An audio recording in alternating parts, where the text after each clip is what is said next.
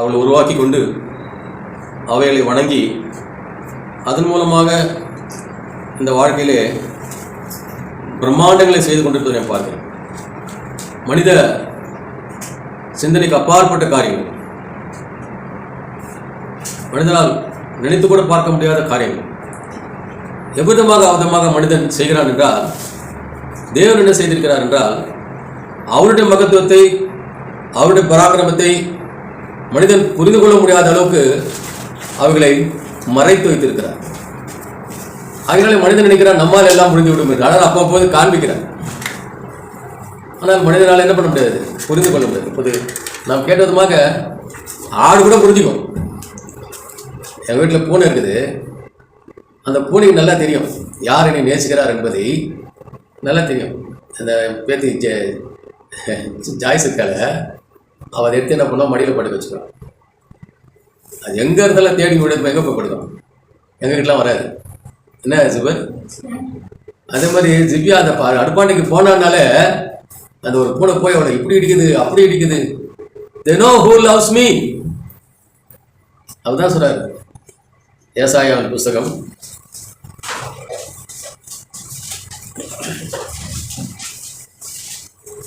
1ஆம் அதிகாரம். சாதாரணமாக ஒரு கடிதம் எழுதினாலும் சரி, ஏதாவது கம்யூனிகேஷன் எழுதுனா முதல்ல என்ன இருக்கணும், கொஞ்சம் ஆறுதலாக எதனா சொல்லிட்டாங்க. ஆனால் நாம் தேவனை எவ்வளவாக நாம் இம்சிக்கிறோம், சித்திரவதை செய்கிறோம் என்றால் அவர் அங்கே புலம்புகிறார். 2ஆம் வசனம், ஏசாயா 1:2 எங்க பேசுறாரு? வானம் கேட்குமா? கேட்காது. கேட்கும். கேட்குமா கேட்காதா? கேட்கும். கிறிஸ்தவர் கேட்க மாட்டான். வானம் கேட்கும். படிமா. பூமி செவி கொடுக்குமா? கொடுக்கும். கொடான்னு சொன்னா பொழந்துடும்.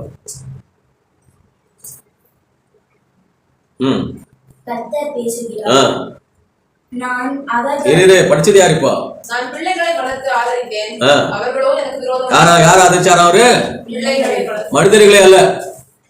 இவன் பிள்ளைன்னு தெரிஞ்சுக்கலையாவ? அவர் சொல்றாரு, இந்த பாடா போன மனுஷங்களை நான் சொல்லலாம் இல்லையா? இல்ல, நான் பிள்ளைகளை வளர்த்து ஆதரித்தேன், கலகம் பண்ணினார்கள். அடுத்தது மாடு. அங்க போயிட்டு காலையில் ஆடு பார்த்தாங்க. என்ன சொல்றாரு? மாடு தன் எஜமானனையும் ஆடுகளையும் எவ்வளவு நாளைக்கு இருக்குது? இன்று வரைக்கும் இருக்கிறது. இன்று வரைக்கும் இருக்கிறது. அவருக்கு எவ்வளவு கோபம் வரும், எவ்வளவு கோபம். ஆடு குறித்து பாசம். ஆடுக்கு அறிவு இருக்குது, பூனைக்கு அறிவு இருக்குது, நாய்க்கு அறிவு இருக்குது. தன் எஜமானுடைய கல்லறையிலே போய் படுத்துக் கொண்டிருந்து மறுத்து போன நாய்கள் எல்லாம் இருக்கிறது. ஆனால் மனிதன் தன்னை கொண்டாட்டின தெய்வம் எதையோ நான் அடிக்கடி சொல்ற மாதிரி, இந்த பூமியை சுழண்டு கொண்டு இருக்கிறது. நீங்க ஒருவேளை பூமியில் எத்தனை 130 700 கோடி ஜனங்கள் எத்தனை பேர் நினைப்பான்னு நினைக்கிறீங்க? மற்ற டெக்னாலஜி எல்லாம் தெரியல. இலான் மாஸ்க் என்ன நினைக்கிறாரு? அவருக்கு நம்ம போயிட்டு மாஸ்ல உட்காந்து இந்த பூமியை எப்படா சுத்துதுன்னு அவனால சொல்ல முடியாத. தேவனுக்கு விரோதமாக ஏதோ இவனுடைய ஞானம். கர்த்தர் என்ன பண்றாரு? அப்படியேடா அவனுக்கு ஒரு 10,000 கோடி கொடுறான், பண்ணு, ராக்கெட் ஓடுறான், அது ஓடுறான். தேவன் தம்முடைய அந்த ஒரு சூரியன் என்றால் என்ன, அதோட சர்ஃபேஸ் டெம்பரேச்சர் என்ன தெரியாது அவனுக்கு. வேறுபட்ட தெய்வம். தெய்வத்தை கண்டுபிடிக்க முடியுமா? கண்டுபிடிக்க முடியும். தகப்பனே, வேற ரிலேஷன்ஷிப்லாம் வேணாம். பிள்ளைகள் தகப்பனே என்று சொல்லி அவர்கிட்ட ஓடப்போற ஒரு ஜனம் இருக்குதா என்றால் இன்று வரைக்கும் அதுல தேடி தேடி தேடி தேடி தேடி வந்து கிறிஸ்தவத்துக்காக வந்து அதை 1008 கூறாக போட்டவைகளை அவங்களை இன்றையோ நடத்தி கொண்டு போய் கிறிஸ்துமஸுக்கும் அதுக்கும் ஒரு எதுக்கு பிறந்தா தெரியவே தெரியாது. நேற்று ஒரு சகோதரிட்ட பேசினேன். ஒன்றுமே சொல்லலை நான். நம்ம பிள்ளைங்கள்லாம் படிக்கணும்னு நம்ம விரும்புமா? படிக்கிறோம், பாட புத்தகம் படிக்கிறாங்க இல்லையாமா? நமக்கு எதுக்குமா நம்ம சர்ச்சுக்கு எதுக்குமா புத்தகம்? பைபிள். அந்த பைபிளை படிக்கணும்னு சொல்லி கொடுத்தாங்கனால அப்படின்னு அடுத்த செகண்ட் என்ன பண்ணுச்சுன்னா திரும்பி போயிடுச்சு. அந்த பைபிள் சொன்னோடனே எப்படியெல்லாம் மனிதர்களை தேவனிடத்திலிருந்து பிரிக்க முடியுமோ அப்படியெல்லாம் சாத்தான் செய்திருக்கிறான். ஆனால் இவர்கள் எல்லாவற்றுக்கும் மேலாக கர்த்தர் நம்ம நேசித்துக் கொண்டேதான் இருக்கிறார். வெளிப்படுத்தின விசேஷம் 18ஆம் அதிகாரத்திலே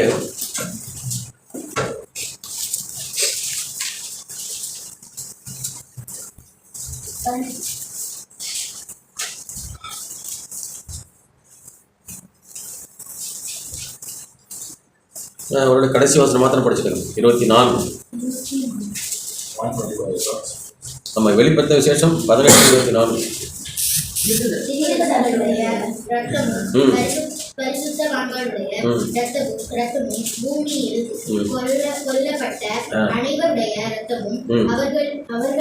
அவளிடத்தில்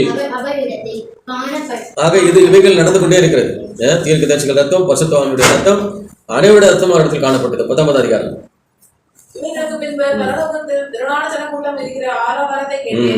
அவர்கள் அல்லேலூயா ரட்சணியமும் மகிமையும் கனமும் வல்லமையும் நம்முடைய தேவனாகிய கர்த்தருக்கே உரியது.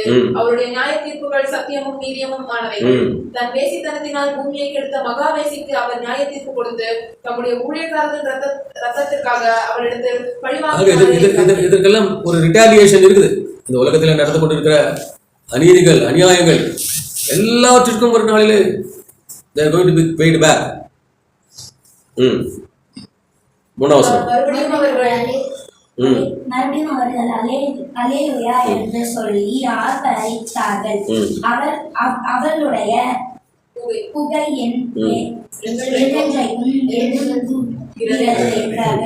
அதெல்லாம் நீங்க பிறகு அவள் என்று சொல்வது யார் என்பதில்லை, பிறகு நம்ம பார்க்கலாம். 4ஆம் வசனம். வேற யாரா படிங்க. ஜடா குந்தனா தமிழா இங்கிலீஷா? இங்கிலீஷ் வேணாம், தமிழ். 24 மூப்பர்களும் வணக்கமாய் விழுந்து ஆமென் அல்லேலூயா என்று சொல்லி சிங்காசனத்தின் மேல் வீட்டிற்கும் தேவனை தொழுது கொண்டார்கள். ஆக ஒரு ஒரு ஒரு பாசிபிலிட்டி அங்க இருக்குது.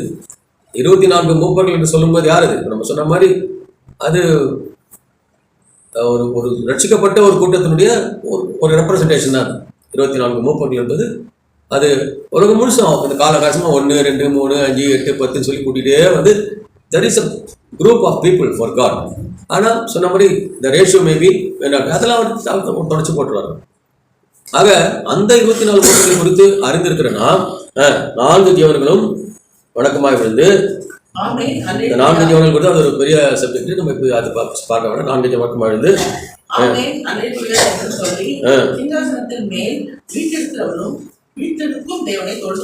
அதுதான் எண்ட் ஆஃப் இட் இல்லையா? ஆக தேவனுக்கு அவர் தேவனாக புரிந்து கொண்டு அவரை விழுந்து வணங்குகிற ஒரு கூட்டமாக இருக்கிறார். அல்டிமேட்லி அவர் வேற என்ன தான் பண்ண எல்லாம் உண்டாக்கிட்டாருங்க. கொடான கொடி நட்சத்திரம், கொடான கொடி பூமி, எல்லாம் பிரயோஜனம் எல்லாம் படி சுற்றி போதும். அல்லது இப்போ சொன்ன மாதிரி ஆடு மாடு கோழிகள் எல்லாம் இருக்குன்னா அதுக்கு மட்டும் சாப்பிட்டு சுத்தம்.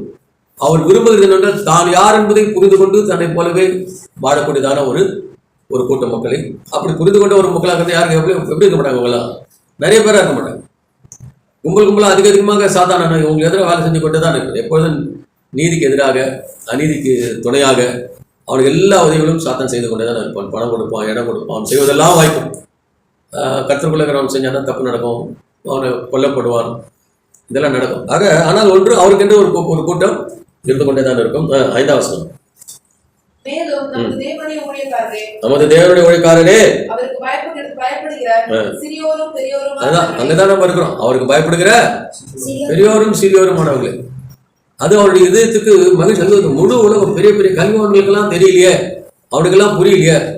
என்னுடைய சின்ன பிள்ளைகளுக்கு அவங்களுக்கு புரிஞ்சிச்சு, நான் தான் மெய்யான தெய்வம் மீது அவர் புரிந்து கொண்டார்களே, என்னை வணங்குகிறார்களே, விதமாக வணங்க முடியும். இன்றைக்கு உலகம் முழுச பார்த்தீங்கன்னா அந்த அவருக்கான ஆயத்தங்கள் எல்லாம் செய்து கொண்டிருக்கும் போது நம்முடைய பிள்ளைங்களாம் they have to sacrifice, they have to answer.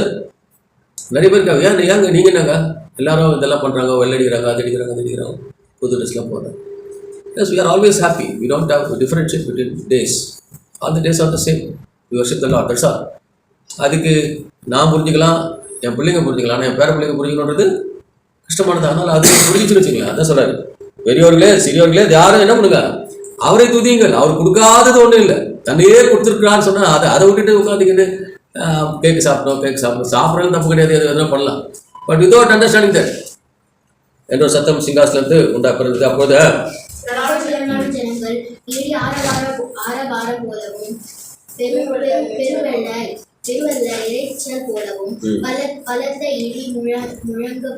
முழக்கம் போலவும் ஒரு சத்தம் அல்லேலூயா சர்வ வல்லமை உள்ள தேவனாகிய கர்த்தர் ராஜபாரம் பண்ணுகிறார். சர்வ வல்லமையுள்ள தேவனாகிய கர்த்தர் ராஜபாரம், அவரை ராஜாவாக பார்க்கிறேன், அவரை தகப்பனாக பார்க்கிறேன், அவரை மேய்ப்பனாக பார்க்கிறேன், அவருடைய பிரமாண்டத்தை உணர்ந்து கொண்ட ஒரு பிள்ளைகளாக அவருடைய பராக்கிரமத்தை உணர்ந்து கொண்ட பிள்ளைகளாக கையளவு மக்கள், சிறு சிறு சின்ன சின்ன குழந்தைகள் இருந்து அது அவருக்கு போதும். 7ஆம் வசனம், நாம் சந்தோஷப்பட்டு களி கொண்டு அவருக்கு துதி செலுத்த கடவுள். என்ன செலுத்தணும்? நீ துதி செலுத்த கடவுள்.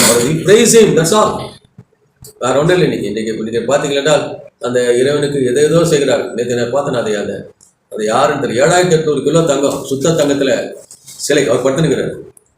7000-8000 மேல வைர கற்கள் அந்த அப்படியே தொலிக்குது. கேரளாவில் அந்த இது இல்லை, அந்த இடத்துல அந்த அந்த கடவுள் பேரே சாதாரணமான கடவுள், அவர் வேற ஏதோ ஒரு கடவுள். ஆக கடவுள் அதெல்லாம் ஒன்றும் கேட்கல. 7800 கிலோ தங்கம்னா என்ன செய்யுங்க?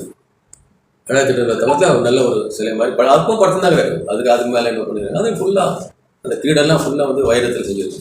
அவர் அது கேட்கல. அவர் கேட்குறது நான் துதி செலுத்த கடவுள் ஆட்டுக்குட்டியானுடைய கல்யாணம் வந்தது. அவருடைய மனைவி தன்னை ஆயத்த பண்ணினாள் என்று சொல்ல கேட்டேன். ஆனா அங்க போய் எங்க போய் பாருங்க, இந்த இன்டிமசி இதெல்லாம் கடந்து நீங்க போகும்போது இங்கெல்லாம் உனக்கு உபத்திரம் தான், பரிதாபங்கள் தான், வேதனைகள் தான், வருத்தம் எல்லாம் போகும்போது it is going to be glorious. அவருடைய மனைவி ஆயத்தப்படுத்தப்பட்டார். So the intimacy with God, தன்னை ஆயத்தம் பண்ணினால் ஆட்டுக்குட்டியானவருடைய ஆட்டுக்குட்டியானவருடைய மனவாட்டி எது? சபை. கர்த்தர் என்ன சொல்றாரு? நான் அது வந்து உலகத்தில் இருக்கிற ரிலேஷன்ஷிப்ல இதுதான் இம்பார்ட்டன்ட். இது ஹியூமன் ரிலேஷன்ஸ்லேயே வந்துட்டு ஹஸ்பண்ட் அண்ட் ஒய்ஃப். அதான் சொல்றாரு அவர். நீ அவள் வந்து நான் வந்துட்டு அங்கே கல்யாண விருது வந்தது. கல்யாண விருது சொல்லும்போது அங்கே பௌரடிகளாக சொல்லுவார். அது வந்துட்டு கிறிஸ்துவையும் சபையும் கொடுத்ததுன்னு சொல்றாரு. வந்தது அந்த மெல்லிய சுத்தமும் 8ஆம் வசனம் படிங்க. சுத்தமும் பிரகாசமுமான வேற யாராவது படிக்க சொல்ல. சுத்தமும் பிரகாசமுமான மெல்லிய வஸ்திரம் தரித்து கொள்ளும்படி அவளுக்கு அளிக்கப்பட்டது. அந்த மெல்லிய வஸ்திரம் பரிசுத்தவான்களுடைய நீதிகளே. பரிசுத்தவான்களுடைய நீதிகளே. அதனால நமக்கு இட்ஸ் ஆல் வெரி சிம்பிள். தேவனுடைய இந்த பந்தியில நாம் பரும்போது அதுக்கான அநேக முன்னடையாளர்களை கர்த்தர் காண்பித்துட்டார். அவர் நம்முடைய பரம தகப்பனாக, பரம பிதாவாக, அவர் நம்முடைய மேய்ப்பனாக, எல்லாவற்றுக்கும் மேலாக அவர் சபையின் தலையாக, சபை சரீரமாக, அதுக்கு மேல அவர் மனவாட்டியாக.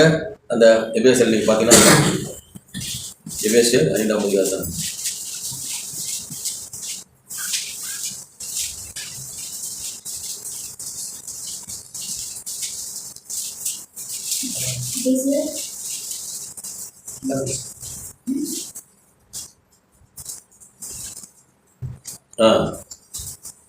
25ஆம் வசனம் 5:25.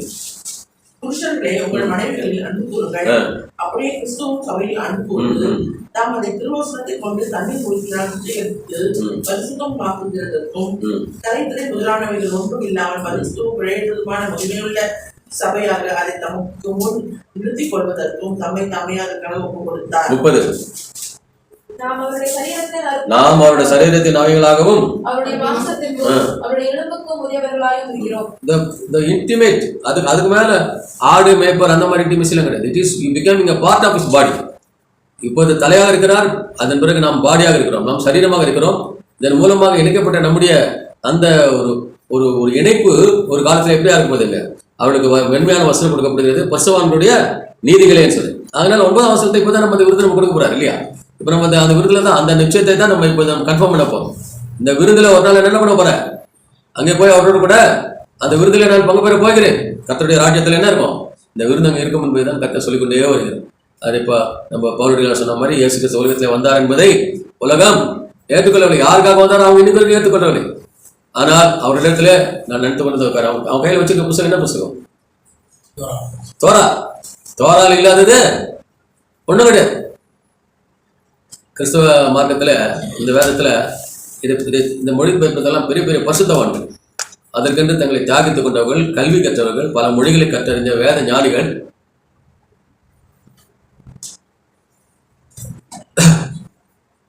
பல ஞானிகள் தேவனுக்கென்று வைராக்கியத்தோடு மொழிபெயர்த்த ஒரு புத்தகம். அவங்க இப்போ வரோம் என்ன சொல்றோம், அல்ல அது சரியில்லை, இப்படி மொழிபெயர்க்கணும் அப்படின்னு எதோ மொழிபெயர்த்து பண்ணிட்டு இருக்காங்க. அது அவருடைய ஞானம், அவருடைய பணம் எல்லாம் இருக்கு. அப்புறம் கொஞ்சம் நேரத்து பழைய எழுத்தின் படி அல்ல, ஒரு ஒரு ஒரு ஒரு போதகர் வந்தாரு, ஒரு பிஷப். அவர் என்ன பண்ணாரு, பழைய எழுத்தின் படி அல்ல, தேவையில்லை.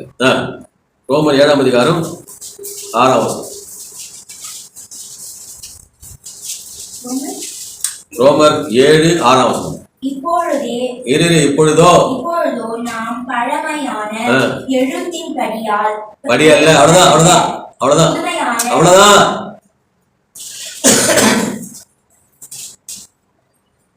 இப்பொழுதோ நான் பழமையான எழுத்தின்படி அல்ல. ஆனால் அது என்ன சொல்லப்பட்டிருக்கின்றது அவருக்கு அதை பத்தி கவலை. என்ன சொல்றாரு?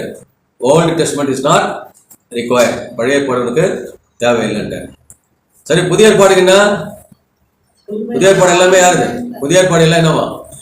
அது அநேகருடைய கடிதங்கள் தான். அதான் யாருக்குரிய எல்லாமே பவுலடிகளாருடைய கடிதங்கள் அது இருந்தாரு. அப்போ இந்த 4 தான், மத்தேயு, மார்க்கு, லூக்கா, யோவான். இந்த 4 பார்த்தா போதும். இந்த 4 படிச்சு நீங்க தப்பிக்க முடியுமா? இந்த 4 ஏதாவது தப்பிக்க முடியுமா? முடியாது. மனுஷனுடைய ஞானம். அதே மாதிரி அன்னைக்கு சொன்ன லூக்காவின் சுவிசேஷத்திலிருந்து வாசகங்கள் எந்த அதிகாரம் எல்லாம் சொல்லக்கூடாது. நீ அதை எடுத்து பார்க்கக்கூடாது. இவருக்காக தான். ஆக சாத்தான் எப்படியெல்லாம் இதை மற்றவர்களிடத்திலிருந்து ஈர்க்க முடியுமோ, வெளியேற்ற முடியுமோ. ஆக அவன் சொல்லலாம், யாரு? யூதர்கள். we don't read Bible. எங்களுக்கு தேவையில்லை.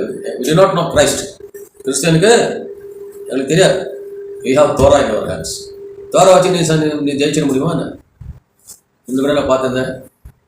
என்னை கத்த வச்சு நேரம் பாருங்க.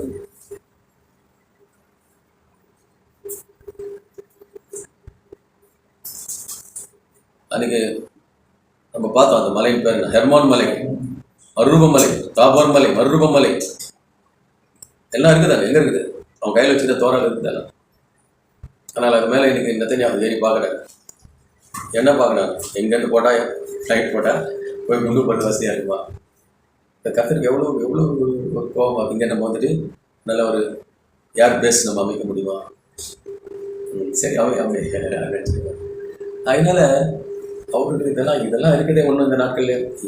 இப்போ சமீபத்தில் யார்? ஏமன், ஏசியா மைனர் பயங்கரமாக இருக்கு. பவுலடிகளாருடைய ஊர் ஏசியா மைனர்லாம். அதனால் நாம் எதையும் இழந்து விடவில்லை. ஒரே நாம் சிறு கூட்டமாக இருக்கலாம். நாம் சத்தியத்தை அறிந்து கொண்டிருக்கிறோம். அதனால் அந்த பெரிய விருந்திலே நாம் புக அந்த வசனத்தை பார்த்து நாம் கொடுத்துருக்கலாம். 9ஆம் வசனம், 19ஆம் அதிகாரம் 9ஆம் வசனம் எல்லாரும் சேர்ந்து படிக்கலாம். வெளிப்படுத்தின 19 வெளிப்படுத்தின விசேஷம் 19 351 351 9ஆம் வசனம் எல்லாம் எடுத்தாச்சா? ரைட். இன்னும் அவர் நோக்கி